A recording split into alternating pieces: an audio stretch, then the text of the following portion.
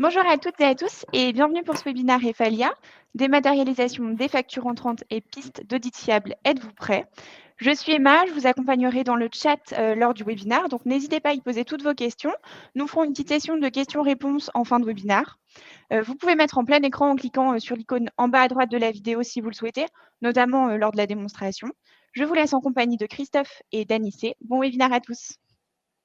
Merci Emma, bonjour à tous et merci de nous rejoindre pour ce webinaire consacré notamment à la démat des factures. Donc je vais vous présenter, j'ai plutôt animé la partie démonstration et notamment vous présenter aussi les enjeux de la démat des factures et pourquoi on doit s'orienter vers ça et quels sont les bénéfices notamment, orienter ensuite vers une démonstration. Et je laisse Anissé déjà vous présenter la société pour que vous ayez quand même rapidement une vision de ce que l'on fait au sein du groupe Efalia. Anissé, je te laisse la parole. Bonjour à tous, merci Christophe et donc bienvenue dans ce webinaire consacré à la dématérialisation des factures fournisseurs. Je vais vous présenter succinctement Efalia, l'idée étant quand même de vous montrer en pratique ce qu'on fait et en l'occurrence les automatismes qu'on va pouvoir mettre en place pour la dématérialisation des factures jusqu'à une intégration et une piste d'audit fiable. Tout d'abord, Efalia, en quelques chiffres, c'est 100 experts, donc on est une entreprise encore à taille humaine, en forte croissance, plus de à peu près 20 à 25% de croissance par an. On a plus de 2000 clients qui sont répartis à la fois dans le secteur public et le secteur privé. L'intérêt, c'est d'y voir qu'il y a des secteurs tout confondus, également des tailles d'entreprises tout confondues. Et ce qu'on va vous montrer là, et ce que Christophe va animer, est adapté à, on va dire, un grand panel d'entreprises, des petites comme des grandes, et c'est tout l'intérêt des outils que nous proposons.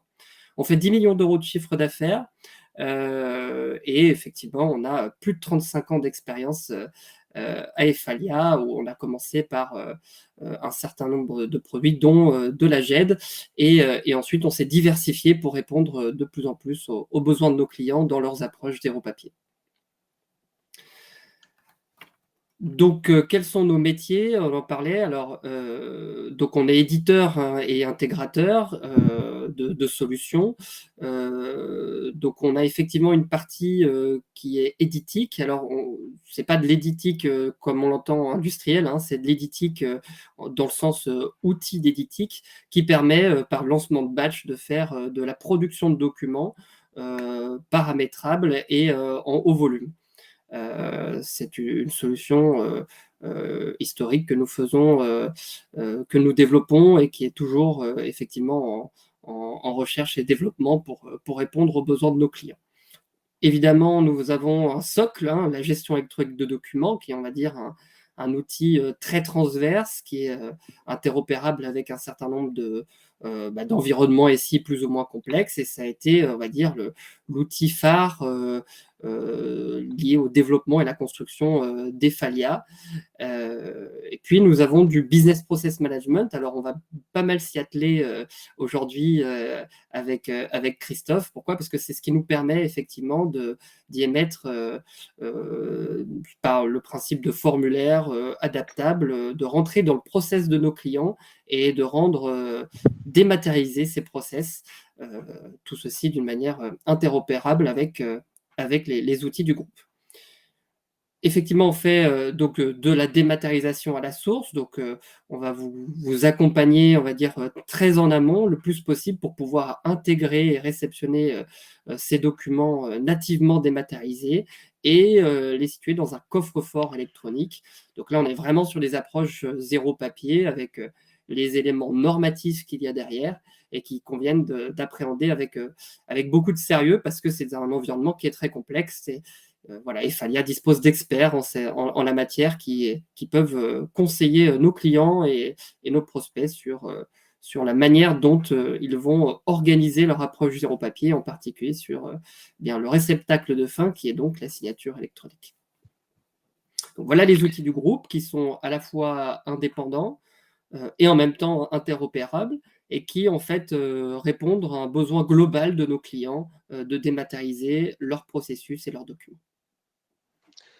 Très bien, mais écoute, merci Anicet. Donc, si on se recentre sur en effet la démat de facture, vous recevez tous des factures quotidiennement. Donc là, je vous rappelle que la facture est essentielle à toute transaction. Dès qu'il y a une vente de biens ou de services, il y a émission de factures et la facture que vous êtes censé recevoir, elle peut être dans deux formats, soit papier, soit électronique.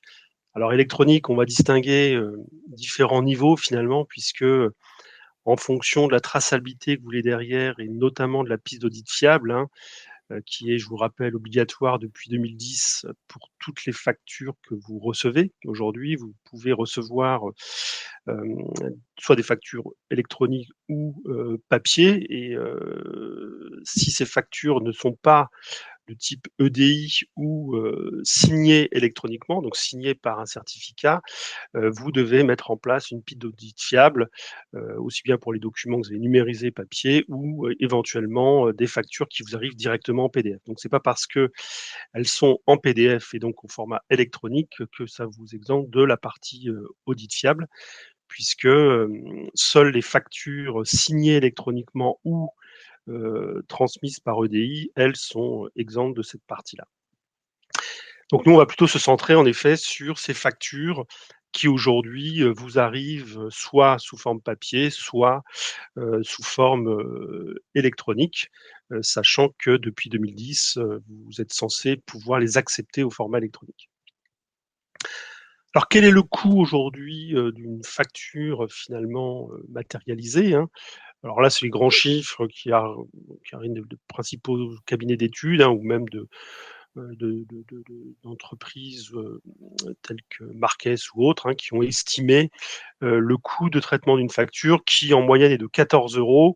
Après, ça peut être entre 9 et 20, mais le coût moyen finalement de traitement d'une facture matérialisée est de 14 €. Avec un délai moyen de traitement entre le moment où on la reçoit et le moment où elle est réellement enregistrée et éventuellement ensuite réglée, mais je parle vraiment de la partie traitement, et en moyenne de 15 jours. Avec, vous le voyez en bas, une décomposition du prix entre le traitement du courrier, donc l'ouverture de l'enveloppe, etc., plus derrière la saisie en comptabilité, la validation de cette facture, qui est quand même un process assez lourd en fonction, bien entendu, de la nature de la facture, des montants engagés, etc., le paiement, l'archivage et éventuellement la gestion des litiges qui peut faire l'objet aussi d'un processus bien particulier. Ouais. Donc on voit que le coût est pas négligeable. Ça, multiplié par le nombre de factures, vous avez vite un chiffre assez important.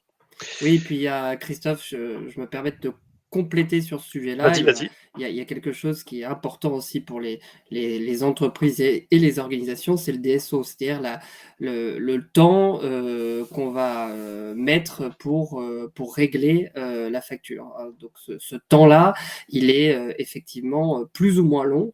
Plus il est long, plus ça va poser ensuite des problématiques de décalage de trésorerie pour les entreprises et donc des problèmes comptables qui engendrent ensuite d'autres problématiques en cascade. Et donc ça, c'est un peu le cheval de bataille de plusieurs types d'entreprises.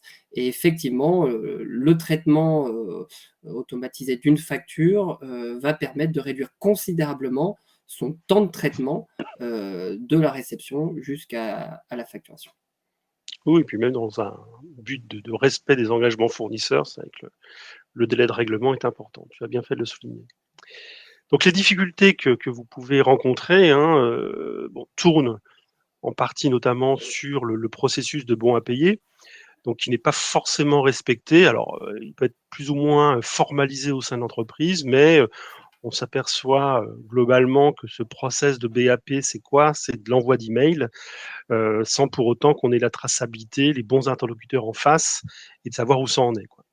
L'autre point, c'est l'intégration comptable qui reste manuelle. Vous recevez votre facture et vous allez saisir les informations en comptabilité, ce qui engendre derrière potentiellement des risques d'erreur, puisque plus il y a de manipulation papier, manuel, il y a des risques d'erreur intrinsèques à toutes ces manipulations. Et donc, et ça, on va le retrouver à tous les étages du traitement, que ce soit lors de la saisie, du BAP, etc.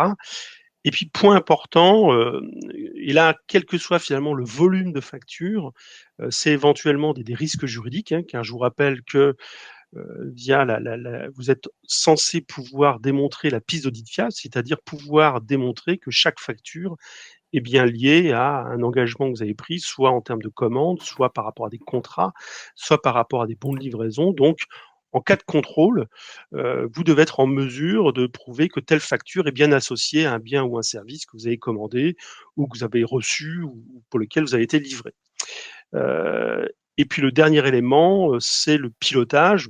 Où en sont mes factures? À quel stade de paiement elles en sont, et cetera, et cetera. Donc, dès qu'on est sur du tableur Excel, du fichier papier, et cetera, c'est très, très difficile finalement de suivre efficacement et de prouver cette piste d'audit fiable. Bon, certes, c'est toujours possible, hein, mais ça va nécessiter des efforts assez conséquents pour récupérer l'ensemble de ces informations. Et par rapport à ça, quelles sont les attentes que l'on peut décider côté entreprise, hein? C'est avant tout de gagner en performance, notamment dans le processus de bon à payer, c'est-à-dire que ne plus courir dans les couloirs pour savoir où en est la facture, où est-ce qu'elle a été adressée à la bonne personne, etc. Donc, combien de fois on a la comptabilité qui relance les utilisateurs, alors où en est le BAP, est-ce que je peux ordonner le paiement? Et on se retrouve quelquefois avec des factures qui ont été payées alors qu'il y a eu peut-être un litige concernant la livraison ou inversement, des factures qui auraient dû être réglées et qui ne l'ont pas été, faute d'avoir le bon à payer à temps. L'autre point, donc, c'est d'accélérer, bien entendu, le processus d'intégration comptable, puisque l'idée derrière tout ça, c'est de pouvoir automatiser à partir de la lecture de la facture directement les informations en comptabilité. Ce qui induit derrière une réduction du nombre d'erreurs, forcément, puisqu'on ne sera plus dans du papier, mais cette fois-ci dans du numérique. Et surtout, et j'insiste encore sur ce point, hein, c'est de pouvoir retrouver pour une facture donnée toutes les pièces comptables associées à cette facture, que ce soit le bon de livraison, la commande, etc., etc. Pour être en conformité, notamment avec la piste d'audit fiable. Alors, ce qu'on va vous proposer, c'est une solution déjà qui se veut simple. On a misé avant tout sur la simplicité et aussi son degré de personnalisation. C'est-à-dire qu'on est convaincu que chaque solution doit s'adapter au contexte client, sans développement, bien entendu. Donc, il faut que la solution puisse s'adapter exactement à votre contexte d'utilisation, et tout ceci dans un souci de simplicité. Donc pour cela, notre solution d'émat de facture va vous proposer des fonctions de numérisation, bien entendu, et de sécurisation, puisque dès la phase de numérisation, la facture est stockée dans notre référentiel documentaire, afin notamment déjà d'élaborer cette piste d'audit fiable. Il n'y a pas de déphasage, bien entendu, entre la numérisation et le stockage en GED. Derrière, tout un process de reconnaissance de la facture, permettant de lire l'ensemble des zones, donc en tête, pied de page de facture, montant hors taxe, etc., pour éviter finalement une saisie en comptabilité, on le verra après.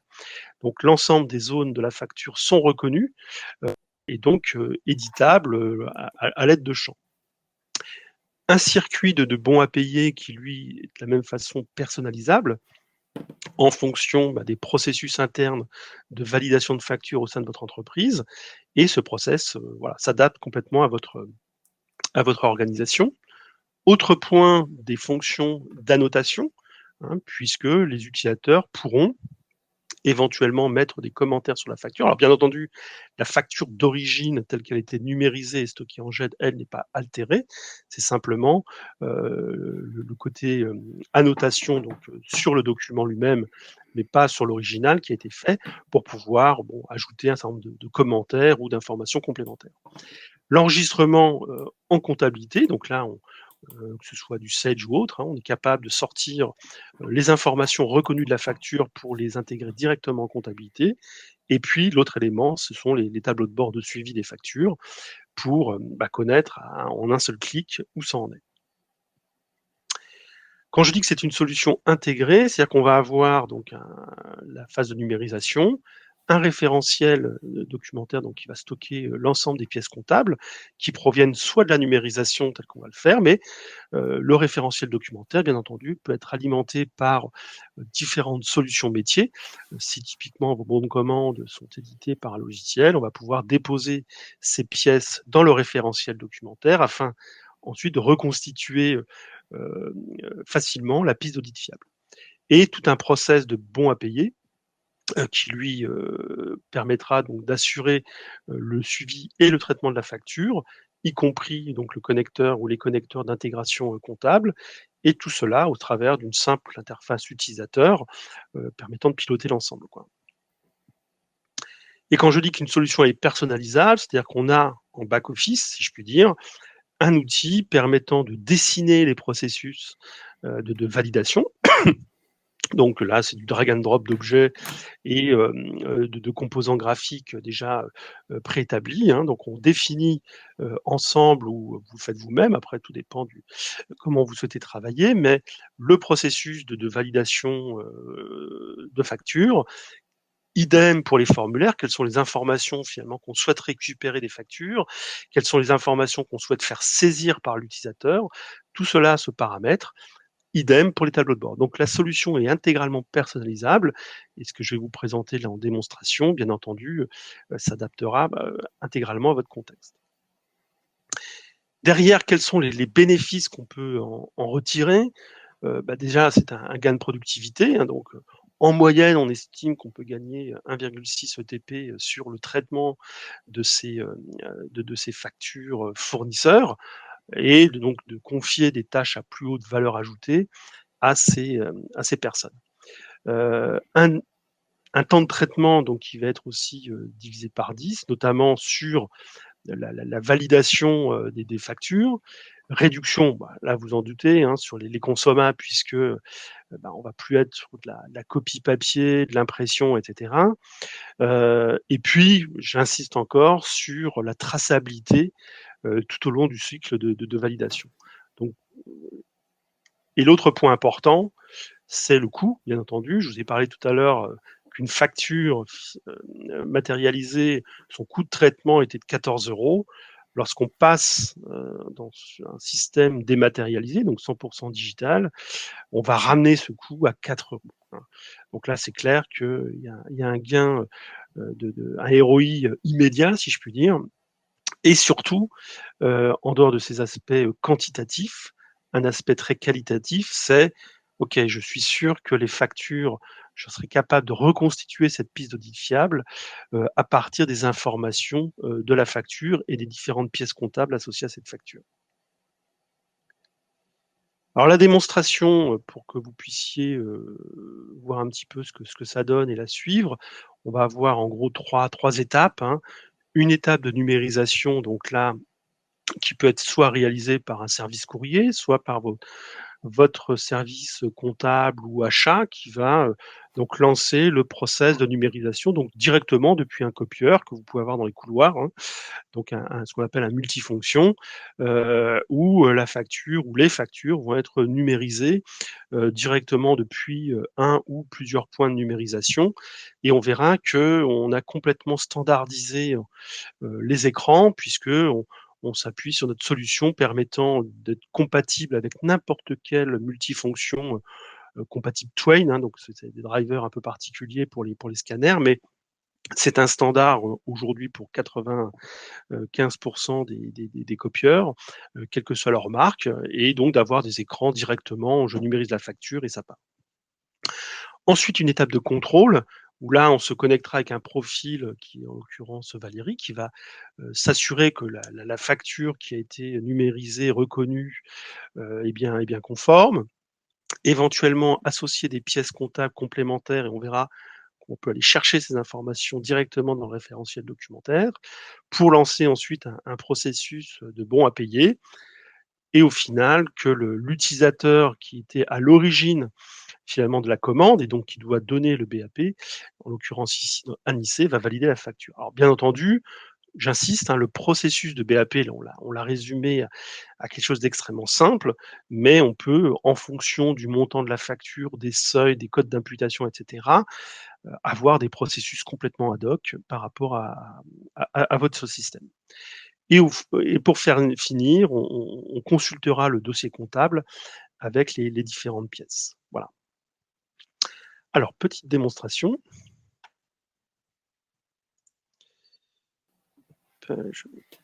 Donc, nous allons commencer cette démonstration en partant tout simplement du photocopieur multifonction qu'on va simuler avec une interface.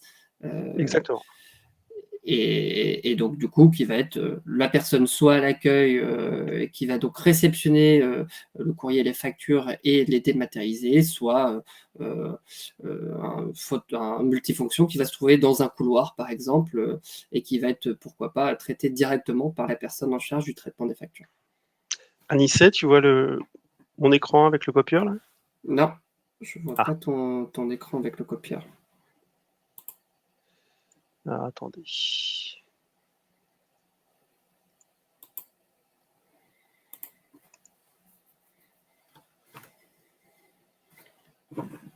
Et là, Voilà, c'est bon? ça y est, c'est bon. Parfait. Donc, ici, vous avez finalement une émulation d'un écran qui pourrait être directement sur votre multifonction. Donc, j'insiste, c'est un système qui se plug sur n'importe quel type de scanner ou multifonction. L'idée étant de favoriser, donc de définir des scénarios de numérisation. Donc ici, j'ai numérisé une facture, mais je peux avoir numérisé une note de frais, numérisé un bon de commande, etc., etc. Donc, l'écran est capable de s'adapter à l'ensemble des contextes. L'idée étant de simplifier un petit peu le parcours de numérisation d'une facture pour des personnes qui ne sont pas forcément habilitées à ça, mais par un écran simple, de dire, voilà, je vais numériser une facture, donc j'appuie avec mon doigt, donc là je vais le faire avec ma souris, sur numériser une facture, et donc là, comme je n'ai pas de copieur sur mon écran, je vais aller choisir un fichier qui se trouve sur mon poste. Donc je vais aller sur bureau, démo facture, et on va prendre par exemple la facture Lyrico. Alors, je vais l'ouvrir avant pour que vous puissiez voir quelle tête elle a. Voilà, donc là, vous avez une facture qui est d'un montant de 600, j'ai pas les chiffres là, 650 €, que je vais donc directement intégrer dans mon scanner. Donc je vais la prendre, je fais ouvrir, et ça a dû la choper. Voilà, voilà, très bien. Donc là, ce qui se passe, c'est que donc il y a un process donc de lecture automatique de cette facture, de numérisation.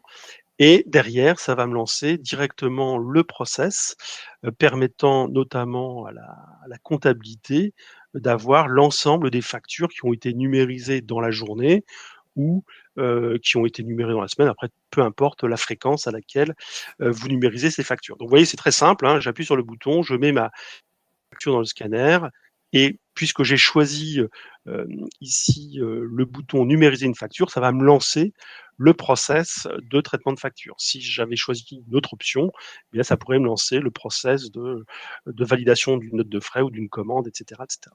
Mais Donc ça, cette c'est côté. partie-là, elle est tout à fait adaptable, c'est-à-dire que par exemple, on peut imaginer envoyer les factures via une personne ou une autre, si c'est la même personne qui dématérialise et qui traite les factures. Donc on a là, tout à fait la possibilité de renvoyer des boutons qui correspondent par exemple au nom des employés directement et qui vont envoyer directement les factures à la personne concernée. Donc ça, c'est ce que Voilà. vous voyez, et c'est une interface qui est optionnel, très facile à mettre en place, c'est vraiment très léger, et qui permet de faciliter l'approche et l'ergonomie pour la rendre au plus simple dès le départ pour le traitement de la facture. Et ce qui est important, c'est que ça permet aussi de standardiser les points de numérisation. Donc, si vous avez plusieurs multifonctions dans votre entreprise, eh bien, l'interface sera unique, quel que soit le copieur, et surtout une mise à jour instantanée, puisque c'est directement géré, notamment par une application tierce. Alors, maintenant, je vais me connecter sur l'application de validation de facture. Donc, je vais me connecter avec le profil de Valérie, qui était notre exemple au service comptabilité. Donc, Valérie se connecte. Et donc ici, elle dispose, alors, point important, c'est que l'application, donc en l'occurrence ici Worky, peut accueillir différentes applications. Là, on voit la gestion des factures, mais je pourrais accéder aux notes de frais, tout comme je pourrais accéder aux demandes d'achat, etc., etc.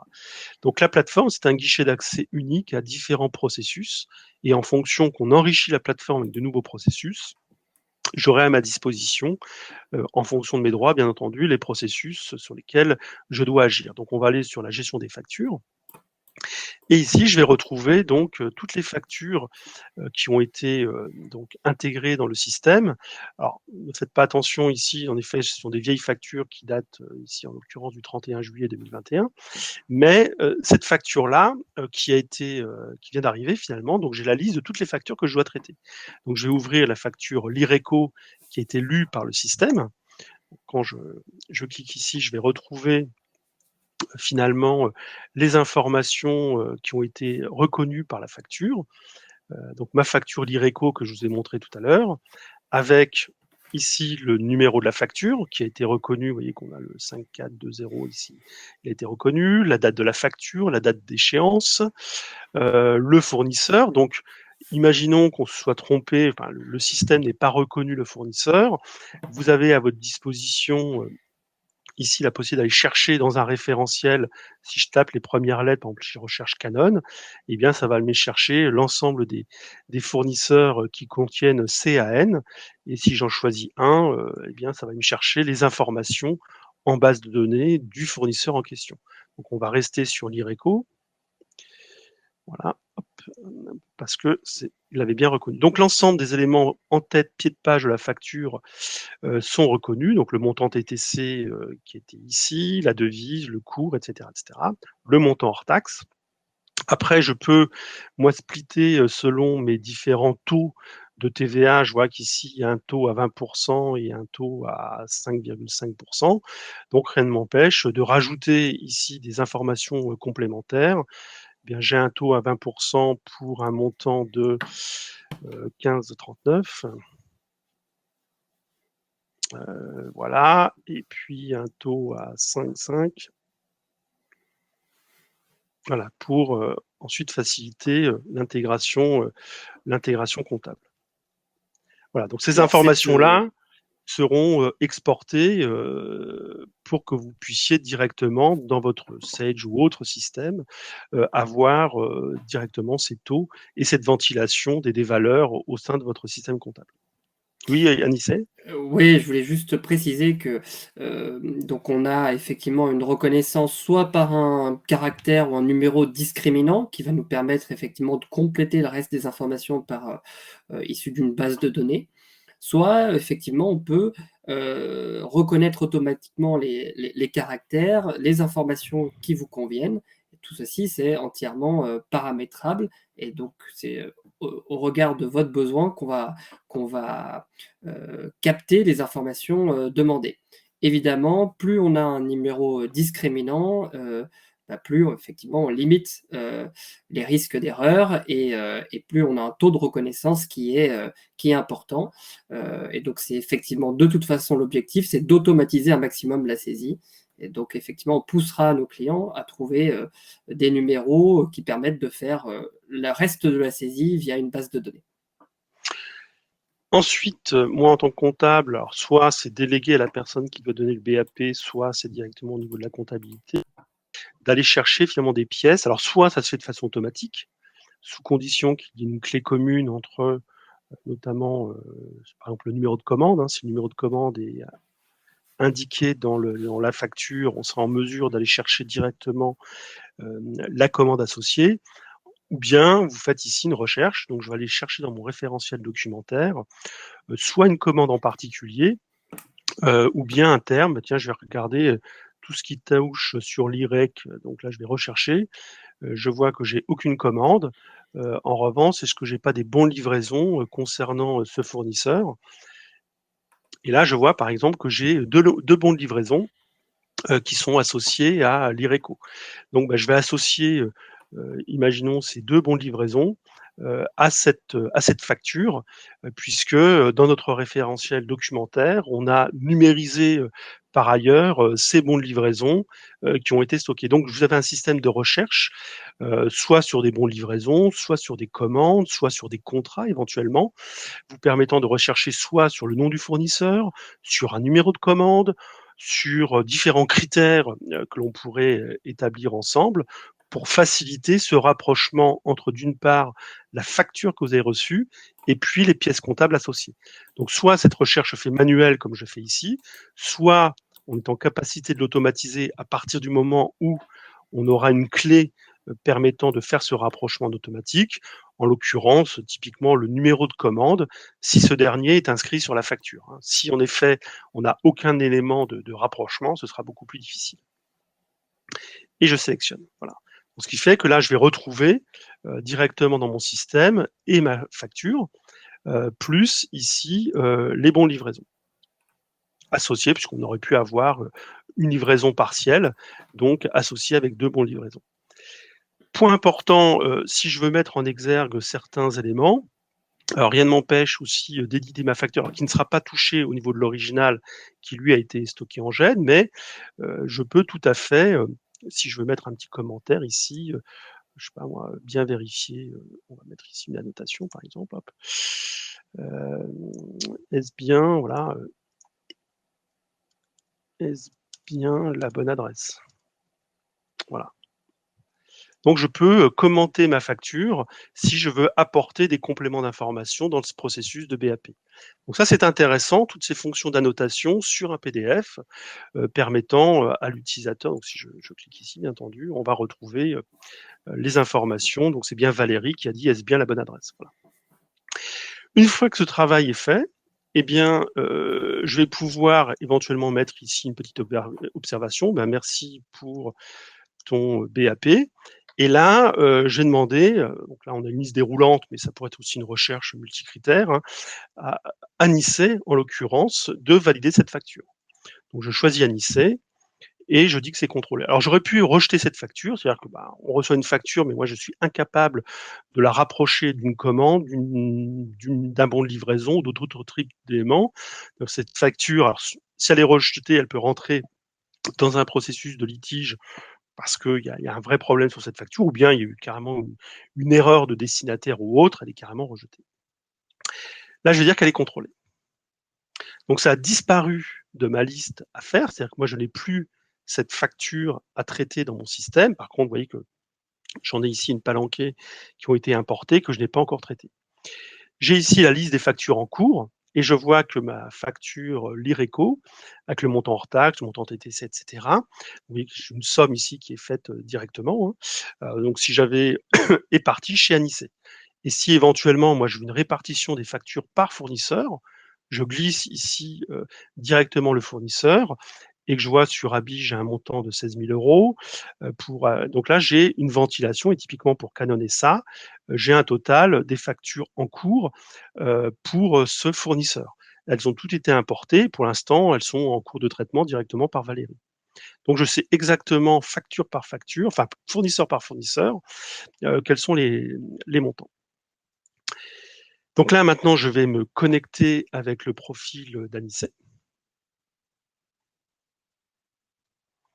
Voilà, Anicet reçoit bien entendu aussi un email lui demandant de valider cette facture.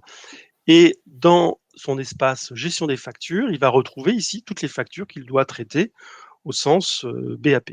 Donc on retrouve ma facture ici, l'IRECO, avec donc les observations qu'a pu me faire Valérie, est-ce bien la bonne adresse, voilà.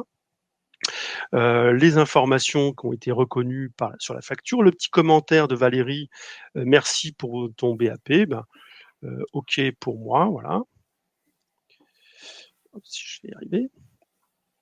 J'ai les informations sur le fournisseur. Donc moi, en tant que valideur, si je puis dire, de cette facture, soit je donne mon bon à payer, soit je la bloque. C'est-à-dire que il y a un problème sur la livraison ou autre, donc je vais pouvoir bien entendu l'annoter éventuellement, soit directement sur les bons de livraison, comme on l'a fait tout à l'heure, soit dans ma petite zone commentaire, ou bien c'est une erreur de destinataire. C'est-à-dire que Valérie m'a adressé cette facture, mais elle n'est pas pour moi.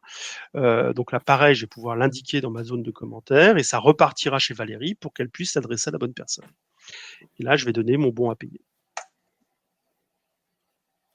Donc le bon à payer donné, ça disparaît de ma liste de tâches. Donc moi, en tant que valideur de cette facture, je n'ai plus rien à faire. Alors bien entendu, comme j'ai souligné tout à l'heure, ce processus pourrait être plus complexe, c'est-à-dire qu'en fonction du montant de la facture, on va remonter plus haut dans la hiérarchie. Donc ça, c'est tout à fait possible. On l'a volontairement limité dans le cadre de ce webinaire, mais on a bien entendu toutes les informations. Et mes factures va pouvoir me permettre de lister toutes les factures que j'ai éventuellement reçues, que j'ai validées. Donc vous voyez que on a une Lireco où j'ai donné un BAP hier au 2709 et puis toujours cette même facture qui nous sert à pas mal d'exemples qui a été validée aujourd'hui. D'accord ? Et si je me reconnecte avec le profil de Valérie, qui était notre donc comptable, Valérie, elle, dispose de différents tableaux de bord qui sont toujours intéressants. Là aussi, j'insiste, qui sont personnalisables.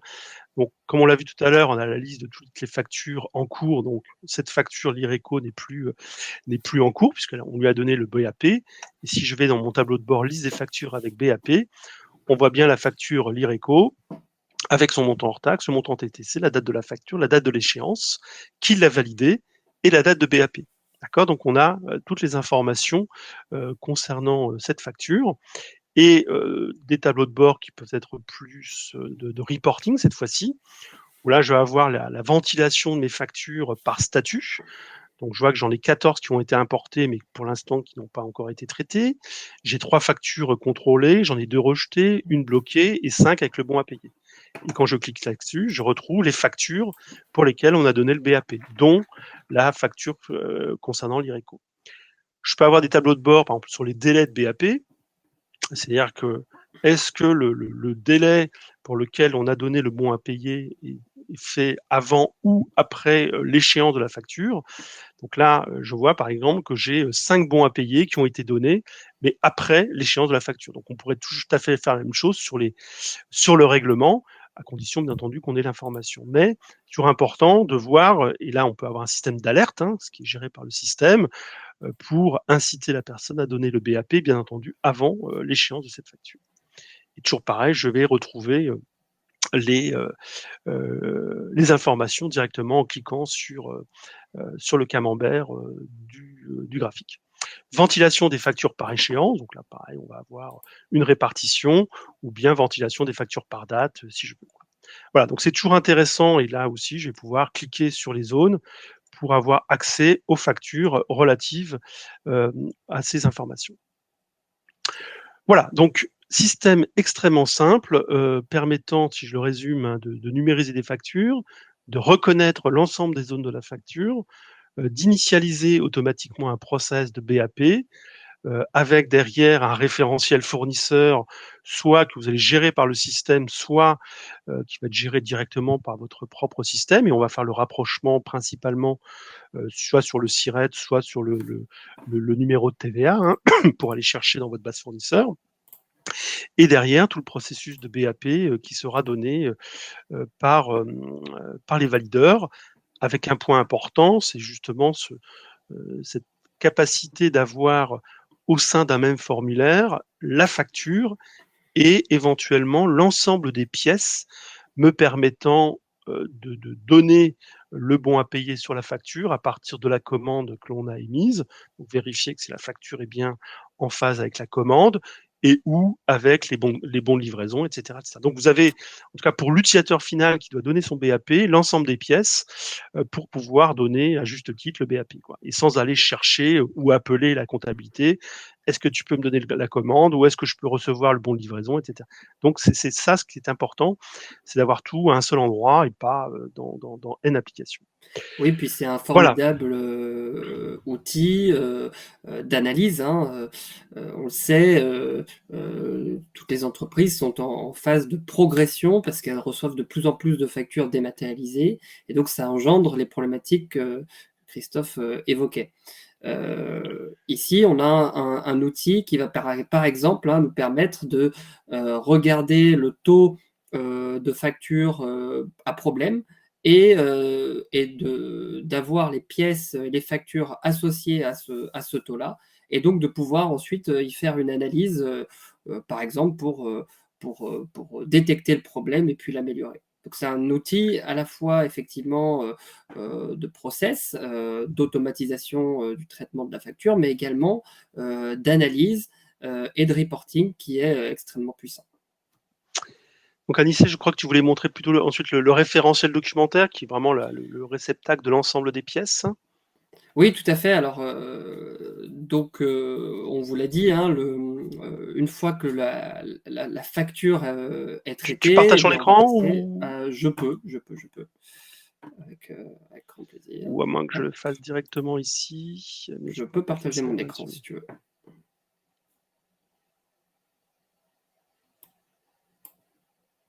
Hop. Vous voyez mon écran? Oui. Ouais, c'est tout bon. Bon. Voilà, alors ce qu'il faut comprendre, c'est que la facture, on a besoin à la fois de la tracer, on a besoin d'y mettre une habilitation, parce que tout le monde dans une entreprise n'est pas censé voir une facture, et on a besoin de la rechercher. Et donc, sur ces 3 critères-là, on a besoin de se doter d'un outil qui va y être associé. Et donc, les factures qui ont été traitées dans Worky, dans ce qu'on vous a montré, eh bien, ont été automatiquement intégrées en gestion électronique de documents. Alors, Christophe évoquait tout à l'heure effectivement la piste d'audit fiable, c'est le fait de pouvoir, dès le départ, suivre le mouvement et la traçabilité de la facture et d'y associer un mouvement, une personne et puis une action. Et donc, c'est ce qu'on va avoir ici en gestion électronique de documents. Alors, ici, dans cette version de démonstration, vous voyez plusieurs choses. Déjà, la notion d'armoire, qui correspond soit à des services dans l'entreprise, soit à une typologie documentaire qui est associée, et donc avec des habilitations bien particulières. Donc tout ceci est bien paramétrable, et l'intérêt d'une gestion électronique de documents, c'est effectivement son côté transverse, c'est qu'elle peut y adresser l'ensemble des services d'une entreprise, et on sait que sur une facture, il peut y avoir cette notion transverse.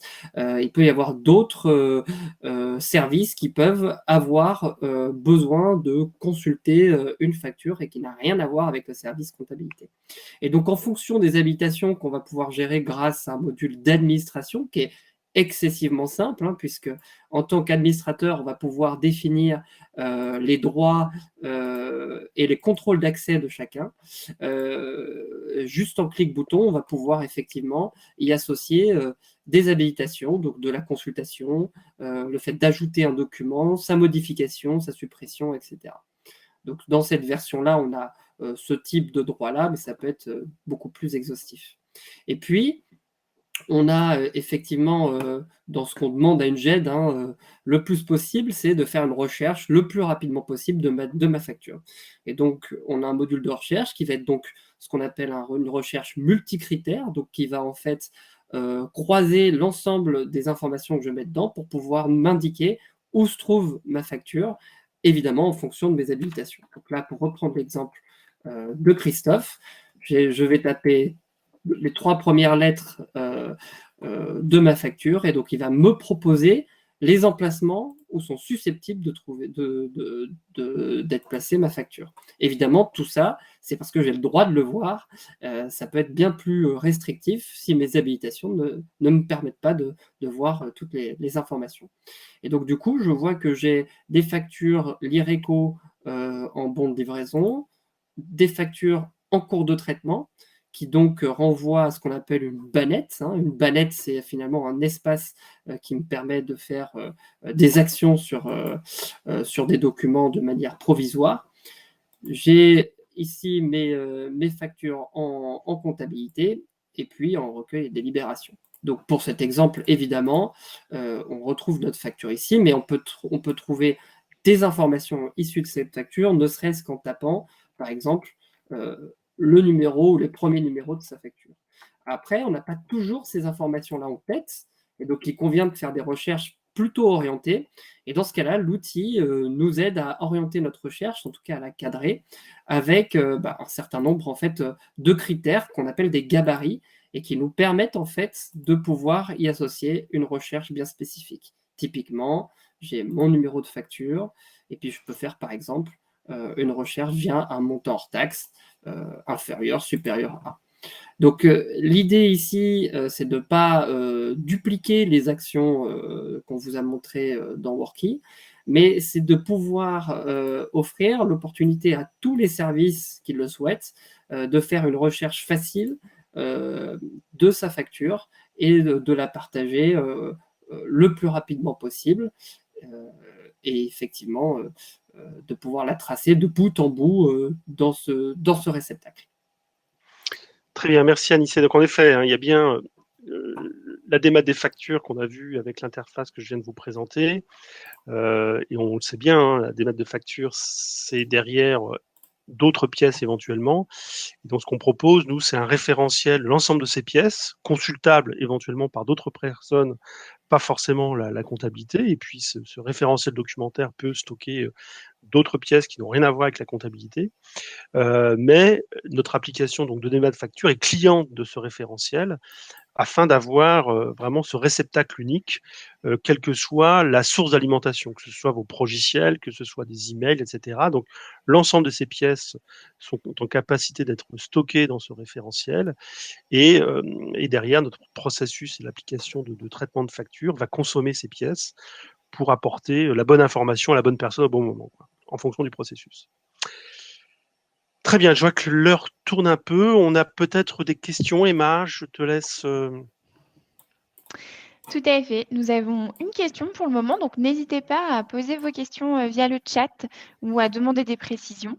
Alors la question, comment sont gérés les workflows? Sont-ils nominatifs ou fonction de l'organisation? Alors, on peut traiter en effet différents types de workflows. Ça peut être nominatif, comme je vous l'ai montré tout à l'heure, hein, Anissé, etc., etc. Mais ça peut être par rapport, en effet, à une organisation, par service, par exemple, par domaine de compétences. Voilà, donc on a les différents types d'attribution de tâches, soit nominatif, donc on nomme la personne, soit c'est un pool. J'adresse la facture à un groupe et c'est le premier qui prend qui a raison, ou bien il faut que j'ai 3 avis pour que la facture soit validée.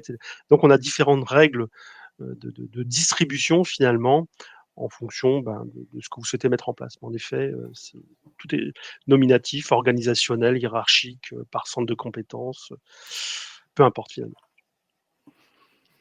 Merci. Alors, pas d'autres questions. Vous avez été très clair dans votre démonstration. On va peut-être attendre encore quelques minutes, mais De toute façon, n'hésitez pas, s'il y a besoin d'approfondir ces sujets-là, contacter éventuellement Anissé ou l'adresse contact@cephalia.com et on pourra tout à fait organiser des démonstrations plus personnalisées pour que vous puissiez peut-être voir aussi l'envers du décor, à savoir la façon dont on peut structurer un processus de validation de facture au travers de la solution Worky, ou bien approfondir plus la partie GED, telle qu'a pu vous le présenter Anissé. Voilà. parfait. Vous trouverez toutes les informations dans le chat et n'hésitez pas également à nous suivre sur les réseaux sociaux. Il y aura Merci un beaucoup. replay, Emma, tu Tout me le à fait, le confirmes? replay Ok. sera envoyé très rapidement. Vous pouvez nous contacter à contact@efalia.com sur le site internet ou via les réseaux sans problème. Ah, Très nous bien, avons mais une écoutez, question de ah, dernière minute. voilà. Y a-t-il un lien avec Chorus Pro? Éventuellement, oui, tout à fait, on le fait, s'il faut déverser les factures, absolument, tout à fait. Parfait. N'hésitez pas, hein, si vous avez d'autres questions qui vous viennent, à nous les envoyer. On se fera un plaisir de vous répondre. Merci à vous et Merci puis à beaucoup. très bientôt pour un prochain webinaire. Merci à Merci vous. à vous. Au revoir. À bientôt. Au Au revoir. revoir.